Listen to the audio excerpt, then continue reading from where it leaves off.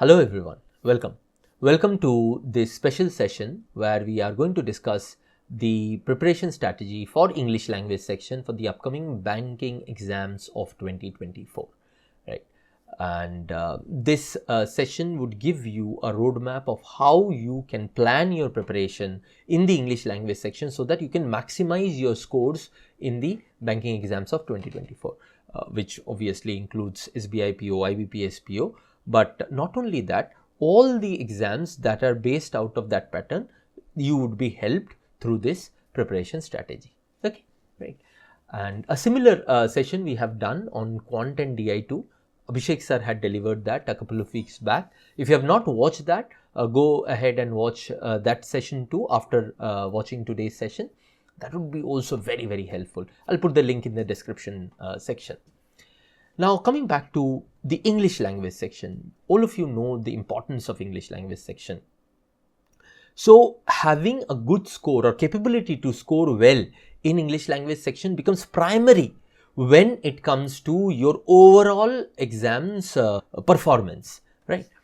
So, when we look at English language section, we not only look at English language section, we are also sort of focusing our strengths, our energies towards making a good impact in the overall paper, right? And with English, that's more so important because for the past few years, we have seen English to be a scoring subject. Especially in mains, you are able to score absolute scores more in English vis-a-vis the other two sections. So, if you are able to score a good score in English, pressure on the other two sections eases off a little, right? You are more confident of cracking the overall paper. And that's why today's session becomes very important, because we have to target our English course in such a way so that we are helped in the overall paper. It gives our overall chances a fair push towards selection. Okay, right? So that's the main idea. Now, you must have seen that in the title I have mentioned that how to plan a preparation strategy for 3 months. Now, how is 3 months significant? Now, my dear friends, see, obviously you cannot be a master at English language and even the English language section in 3 months. That would take a little more time. But in 3 months, you can make yourself competent enough to attempt any competitive exam with confidence, right? Give another 3 months or so and you can master the test taking and everything related to English language section, and you can as well be the top 1 percentile of the country if you focus your energies well and study the way I tell you in today's session, right? So, the 3 month is the minimum that is needed, okay? But if you are able to give 6 to 9 months, depending upon person to person, some people take 6 months, some people take 9 months, but within these two time frame, you would be definitely be a confident taker of English language section, where you can ensure that your English language section scores pushes your overall score to newer heights. Okay, right? So that's the idea also. So I'll tell you in 3 months what you need to do, right? So that you are best prepared in 3 months to take any exam that comes within 3 months. But for the main exams, which are the SBI PO, IBPS PO, I would prefer that you give at least another 3 months, because there would be tasks in 6 to 9 months and 3 to 6 months period, which would help you boost your scores to a great extent. Okay, right? So, first, what we will do is understand the paper. We will understand the SBI PO, IBPS PO framework so that we can manage our preparation in a manner which would give us most benefit in those two papers, right? So, I'll show you how the exam looks like, right? So, you see, there are two major levels to this exam, prelims and mains, right? Now, in prelims, for English language section, you have 30 questions, you have 30 marks, and the duration is 20 minutes. Whereas in mains, you have 35 questions, 40 marks, and the duration is 40 minutes, right? Double the time, right? Also in mains, you have a descriptive writing section. In one exam, it is a 50 mark section, in another exam, it is a 25 mark section. But in both the exams, there are normally, for the past few years, we had been having 2 questions, one essay writing and letter writing, and the duration of the paper is 30 minutes, right? Now, I have been telling you for the past few minutes that in English language section, you have the capability of boosting up your overall scores. So that means, let me come on the screen for this. That means that you should have a target score in English language that is capable of doing that, right? So what is your target? Now we would set a target for ourselves. So when I talk about preparation strategy, when I talk about how to prepare, how to orient yourself in the right way to get the maximum benefit, that maximum benefit that I have in mind, both you and I should be in consonance, right? Okay, so if you have in mind something, let's say 15 out of 30 and I have in mind 25 out of 30, then we would not be in consonance. So then my preparation strategy would not be right for you if your target is too low. So our target has to be set first. Okay. Now when we would be setting our target, we will be assuming a similar paper that we have been getting for the past few years, last 3-4 years. They have been pretty similar from the perspective that you could have scored this if you had prepared well, the scores that I would be giving you in front of you on the screen. So let's look at the ideal targets that you should have. The ideal target should not be to clear cutoff of English language section.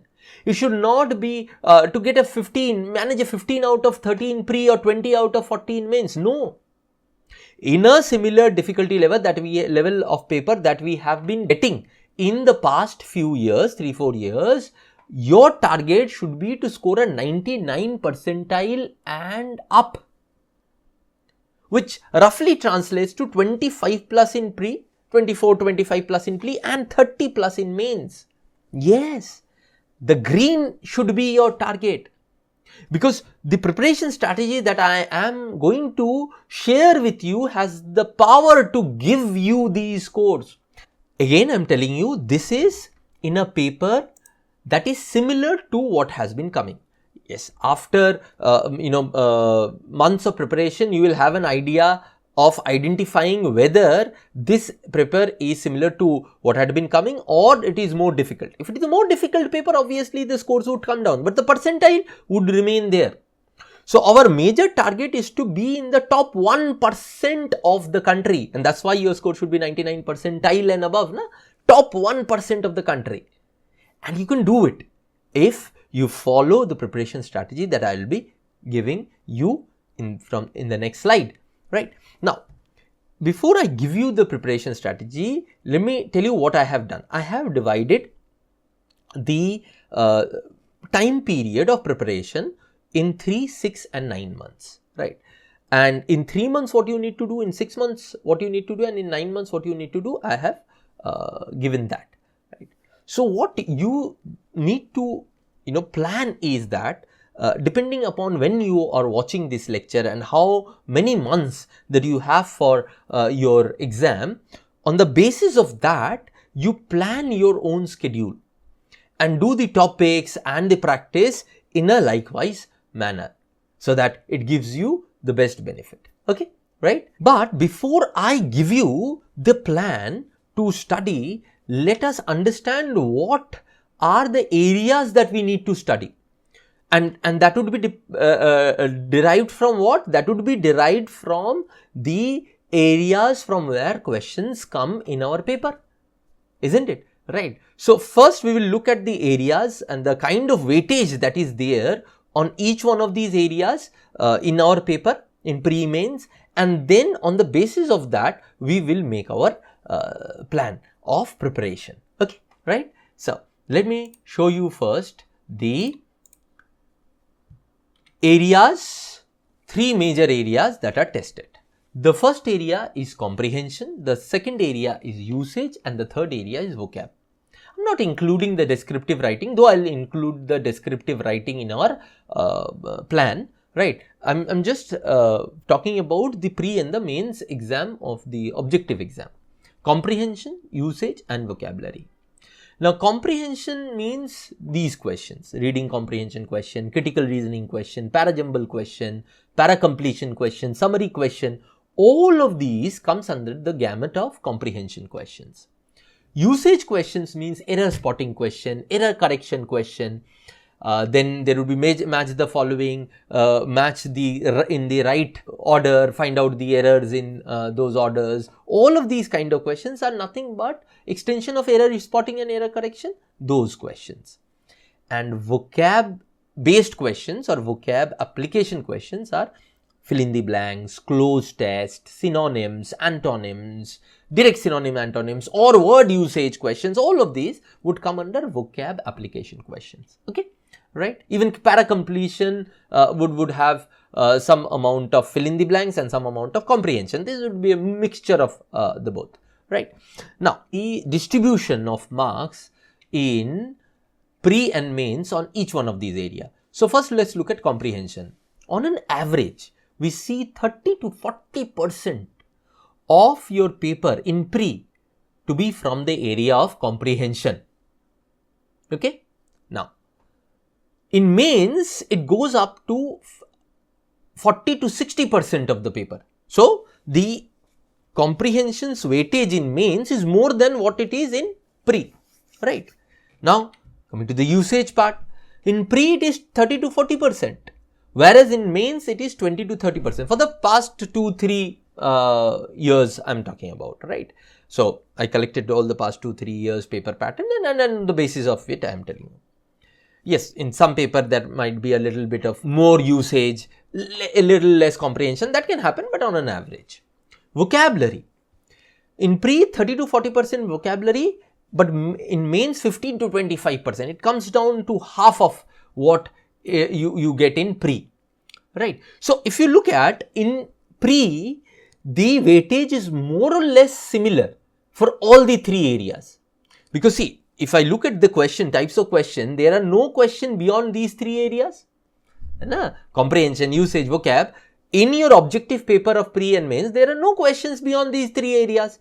So if you are prepared in these 3 areas, you are done. And if you look at these 3 skills are equally tested in pre. But in mains, the focus is more on comprehension, then on usage, and then on vocabulary, right? That has been the pattern for the last few years. So on the basis of that, now that you understand it, you see why it was important for me to give you this idea, because the more you know about your paper, the better you are equipped to make a decision on how to plan your preparation. Right. Now, when I give you the preparation plan, you would know that, okay, sir is giving me this much of reading, this much of comprehension, because it is so important out there. Right. Okay. So, now you would know that. You will have an understanding of that. Now, let me give you the strategy. Let's make the best plan to prepare. So, this is our timeline: 3 months, 6 months and 9 months. Right. So, what do we start with? The first thing that you start with is reading. From today only, you should focus, you should dedicate at least 40 to 45 minutes of your time to daily reading. Now, when I say reading, I do not mean general awareness preparation. I mean normal reading. For example, if you are reading the newspaper for data, for remembering the news, that is general awareness reading. That's not normal reading. But if you are reading the editorial section of the newspaper, then that is normal reading, not general awareness reading, because you read the editorial to understand opinion, to understand how the author is driving argument. Okay. Then books, fiction, non-fiction, self-help, anything, that would come under normal reading. Okay. Magazines would come under normal reading. Again, there also the difference would lie: general awareness reading and normal reading. If you are noting down data, if you are doing data collection activity, then that's not normal reading, right? That time has to be slotted separately. I am talking about normal reading, preferably 1 hour, including book reading, or at least 30 to 40 minutes per day. And this would go on till your exams and beyond that also, because reading is one activity that you have to be doing all your whole life. Because you are targeting the life of a professional, reading is going to stay with you forever, right? Now, simultaneously, what you would start is vocabulary building. Now, this would be from reading. Okay, so vocabulary building from reading, meaning, you see, from reading means that whenever you read, let's say you are reading an article and you got around 3-4 words that you do not know. While you are reading it, let me come on the screen for this. While you are reading it, you do not need to stop. You understand the meaning of the article from the overall context of the paragraph. But once you have read that article and understood it from your perspective, then pick out those words that you do not know. Underline those words. Pick out those words that you do not know, and then you look up those words in the dictionary or in the internet and understand the usage, understand the meaning of those words, and note it down in your copy. How to note down words, how to make a vocabulary copy, all of these I have discussed in my vocabulary lectures on this channel. You can refer to them, right? And if you are preparing with us, you already have the vocabulary lectures and word list lectures inside our program. They would give you access to more than 3,000 high frequency words and idioms. Just go through them and that would be enough, right? And if you are preparing by yourself, make these habit of daily note taking of the unknown words, and over a period of 3 months to 6 months, you would have a great word repository with yourself, right? Okay. Now, what would be the next thing that you would start? And if you see in vocabulary reading also, it starts now and it would go on till 3 to 6 months, right? So, by 6 months, you will have such a well-defined word repository. You will be able to use them in your normal interaction very free-flowingly. Because see, learning the word is not only important, no? Your ability to use them is also important. And that comes with practice, right? That time is 3 to 6 months. Now, simultaneously, in the first week only or in the second week of your preparation, you should start with the fill in the blanks concept. Fill in the blanks, cloze test, the conceptual part of this. Once you are done with the concept part of it, then start practicing. Now, once you are done with around 3-4 weeks of practice on fill in the blanks, then you take the para completion concepts, and then you can practice para completion. Now, you should also understand that before doing para completion concepts, you should be done with critical reasoning. And I will show you when to start with critical reasoning. So, you should be done with critical reasoning because that would help you in para completion. So, fill in the blanks concept should be done within the first 3 to 4 weeks of your preparation. And after that is your practice time on fill in the blanks and cloze test. Okay.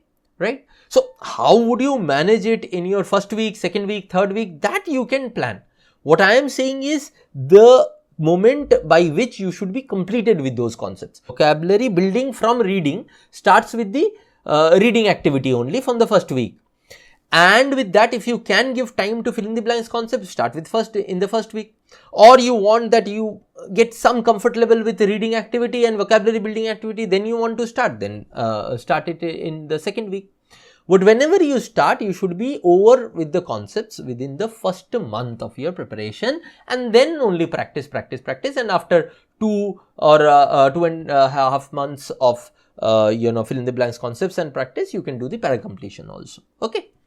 Now, comes English grammar concepts. Now, this is very important. See, in the fill in the blanks concepts also, you would have some amount of English grammar helping you. So, preferably, if you are starting fill in the blanks concepts after 2 weeks, what is preferred is that along with vocabulary building activity and reading activity, you start with your English grammar concept building also. See, English grammar concept building would take you roughly 15 to 20 days. If you are preparing for my lectures, it would take you hardly 7 to 10 days, right? But then regular 7 to 10 days or 15 days at the max would give you all the relevant things that you need to know for English grammar of competitive exams. Now, once that is done, that's going to help you in every place, whether it is fill in the blanks, whether it is RC, whether it is even generic reading, right? Okay, so English grammar concepts alongside vocabulary building you should start, and another 1 week or so after that you should start the fill in the blanks. It's all of these would go in parallel. One day you would take fill in the blanks. Let's say the first week, I will come on the screen for this so that you understand what I am telling. You see, I am giving you the roadmap. You will have to make it, customize it according to yourself and make a schedule out of it. Okay, right. For let's say, I'll give you just one example so that you are clear about how you need to do it. You start reading from day 1 today only, and your vocabulary building activity also starts, right? Now, alternate day from tomorrow, you start your grammar concept building activity. Now, if you want to give some accelerator to your grammar concept building activity, you can do every day. If you think that your grammar is something which does not give me a lot of interest, but we need to do it, then don't give every day, give alternate day. And on the other alternate day, let's say 6 days a week, you are slotting for preparation of English language. 3 days grammar and 3 days you are giving to fill in the blanks concept building. So what would happen within 3 weeks, your grammar concept building and fill in the blanks concept building both would be done. If you want to complete grammar and then take fill in the blanks, let's say 2 weeks, you want to complete grammar and then take fill in the blanks, then in 4 weeks, your fill in the blanks concepts would also be done and grammar concepts would also be done. This is the way you'll have to customize your plan according to your preferences. Okay, clear, right? Now, comes after you are done with the English grammar concepts, what you need to do is English grammar question practice. Because see, grammar, to have comfort level, you'll have to practice a lot, right? You see, within 3 months, you can be mastered the concepts of grammar, but whether you will be able to apply them on question, that might take a little more time, right? I told you that some things you would be able to do in 3 months, some things might take you more time, but conceptually everything can be done within 3 months, so that if there is an exam within 3 to 4 months, you can perform your that time's best in that exam. Clear? Right. So, English grammar question practice. Now, till 6 months, and this is not every day. Once your concepts are done, let me tell you that also. Once your concepts are done, that does not, then you do not need to regularly practice it. Once a week, twice a week, practice of some type of grammar questions would do. Once a week, twice a week, practice of fill in the blanks questions would do. Right? You will have to be connected to those types of questions. You shouldn't be, making a schedule which is so tight that you will not be able to follow. If you keep everyday practice of everything, you will not be able to follow. Right? Clear? Okay. So, once your concepts are done, while doing the concepts, you might be a little more worked out, but while doing the practice, you can space them equally. And that's where time, if you have more time, it's better for you, because within 3 months, when you want to pack up every concept of yours, practice of yours, then you might have a schedule which is very tight. Okay. But if you have 6 months, then that becomes much more manageable. Okay. Right? Clear? Understood?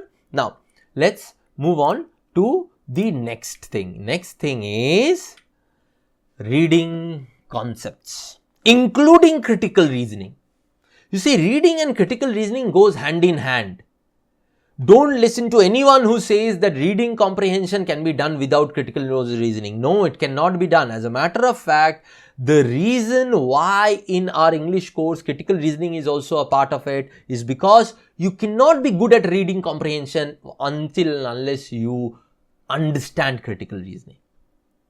Clear? Huh? Right? So, this is very important. So, your reading comprehension training should happen simultaneously with your critical reasoning training.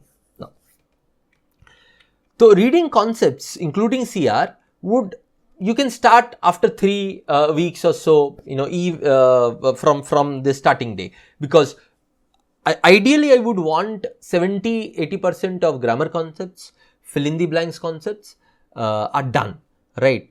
Okay, so that would be around 3 weeks, right? So if you are on a tight schedule, 3 weeks. if you are not on a tight schedule, you have 6 to 9 months, you can start your reading concepts after around 4 weeks too. Okay, that is there. If you are not on a tight schedule, you can start after 1 month or 4 weeks too. Yes, reading has to happen all through. The first activity, reading has to happen all through. But the reading concepts, the reading comprehension part can start a little late. Now, once that is done, once let's say you understand the good reading habits, the first thing that you should do in reading is good reading habits. Now, once you understand the good reading habits, then you should understand the critical reasoning concepts that helps you in the reading comprehension segment. And that would take around, the basic critical reasoning and the good reading habit would take you around 2 weeks minimum, 2 to 3 weeks, let's say. And that is from where you should start your reading comprehension question practice, test practice. Those who are preparing with us, they should practice from force at this juncture. Force is the collection of RCs that I share with you along with your course. Now, those who are preparing by yourself, what they should do is that they should have a collection of 100, 150 good, high quality passages from where they can practice. Right? Okay. So, 2 to 3 weeks after your reading concepts are done, 2 to 3 weeks you would need to get started with the reading concepts. Obviously, your reading concepts would not be fully done within 2 to 3 weeks, because it includes critical reasoning, it includes reading comprehension, it includes speed building, accuracy building, all of these stuff. That itself, that overall module, that course would only take you, if you are focusing and doing that preparation sincerely, then that would take you around 1.5 to 2 months to make you a master of reading comprehension. Okay, right.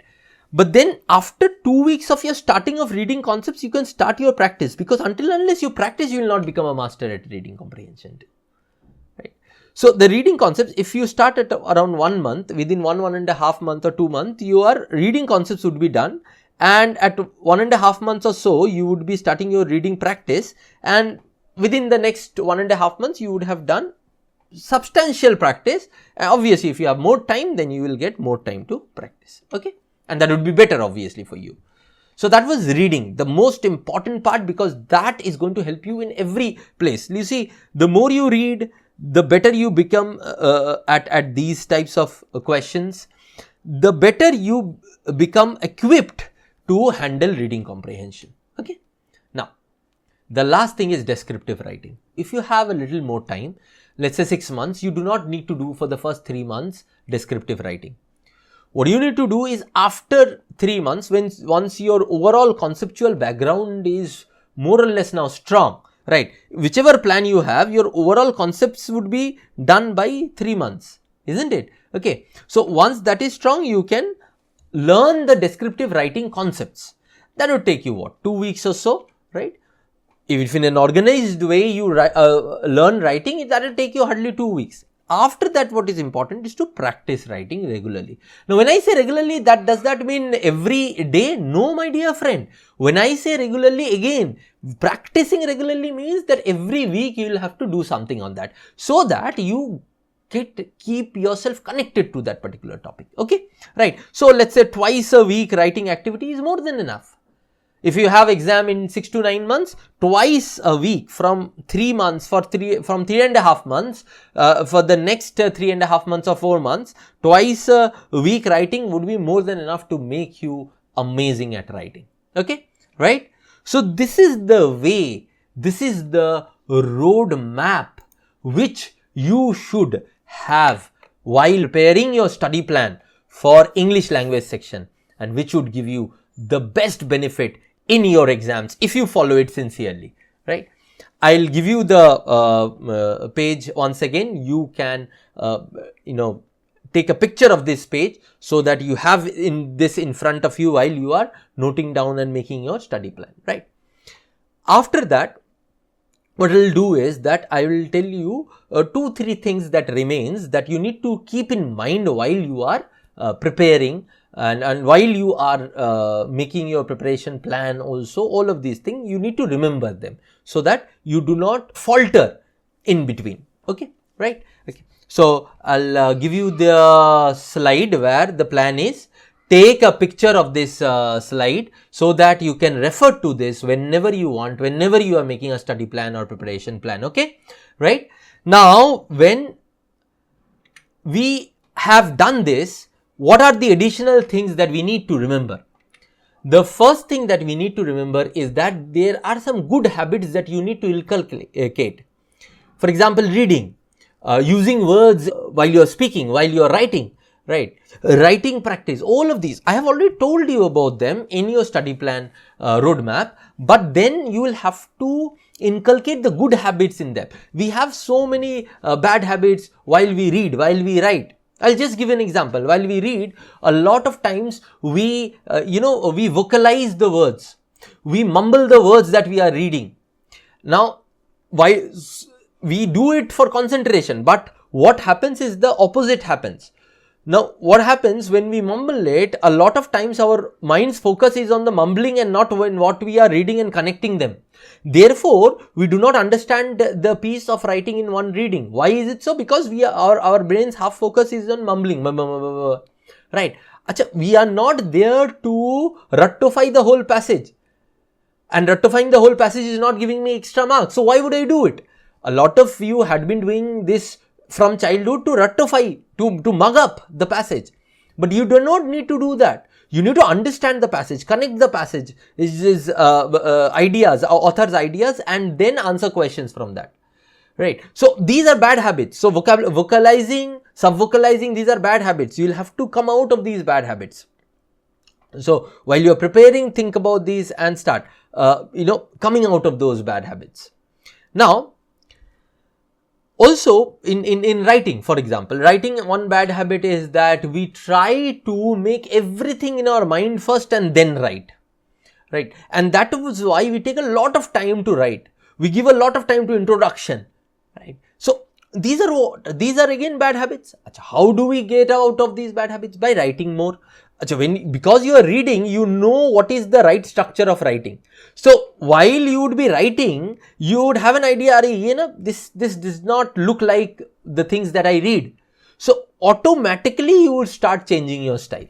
Okay, right? So these things, these good habits needs to be inculcated. Now, the second thing is make your own notes while learning concepts. This will be very helpful during revision, very helpful. The third thing that you need to remember is you have to learn concepts and then practice at least 30-40 high quality questions on each major concept.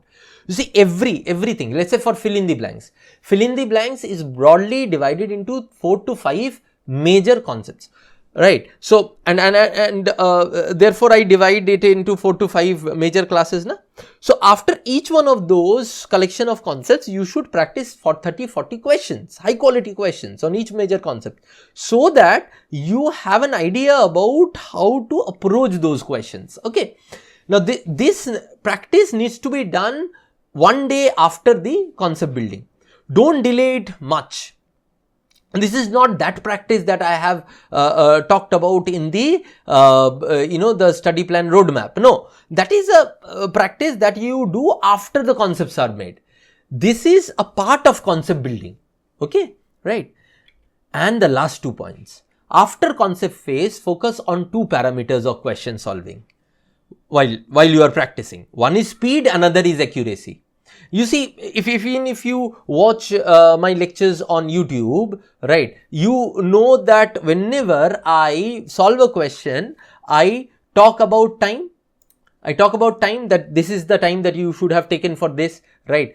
And how you can orient your logic within that time to solve this question that I talk about. Right? Similarly, in our course also, I again and again talk about time. So why is it so? Because as you saw, the prelims and mains, 2 components are very important in these exams, speed and accuracy, right? Yes, you can say that speed is more important in prelims and accuracy is important everywhere, but speed is not as much important in mains. But you'll also have to understand that mains questions take more time to solve, right? So speed and accuracy, these 2 parameters are very important for your successful exam writing. Now, and if in our practice this is not inculcated, this habit is not inculcated, then you'll not be able to do it. Okay. How to do it? If you are learning with me, you know how to do it. I will tell you in every class. If you are learning by yourself, then watch my YouTube sessions, and there you see the orientation in which we solve the questions. Then you will understand that this is the way you need to do it while you are practicing. Okay, right? Now, the last thing is relieve yourself of baggage and learn with an open mind.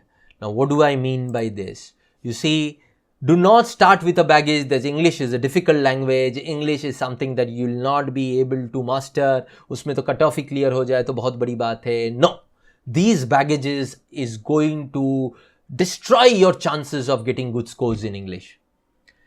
As I have told you in many sessions, that English is one of the easier languages that we learn in our life. Our mother tongue, whichever mother tongue you belong to, whether it is Hindi, Bengali, Tamil, Telugu, whichever language, that is more difficult than English language, right? If we could be good at that language, right, then English is not very difficult for us, not at all. And I have proven this again and again with so many students who belong to vernacular medium and had scored 30 plus in mains. 99 percentile plus in your exams, right? So this is possible, but you'll have to believe that first and come with an open mind, therefore, right? So new things you will learn, so you'll have to be open. So when you learn for a competitive exam, you will have to be very open about it.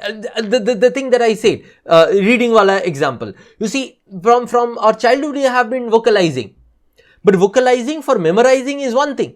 But here my purpose is not memorizing. So this is a new thing that I learn. Na? So if my mind is not open, I'll not be able to learn this, right? Okay. So these are the things that you need to keep in your mind. With that, I would end today's session. Hope you understood how to make your study plan based on the roadmap that I gave you. If you have any doubts, put it in the comment section, right? And if you have not watched the quant strategy session, do watch it. The link would be in the description. And here on the screen, you would get very important lectures, links to important lectures that would get you started in the English language section, how to prepare on it, how to do it, right? So let's start our preparation and make this year the year when you crack your dream exam. Thank you and all the best.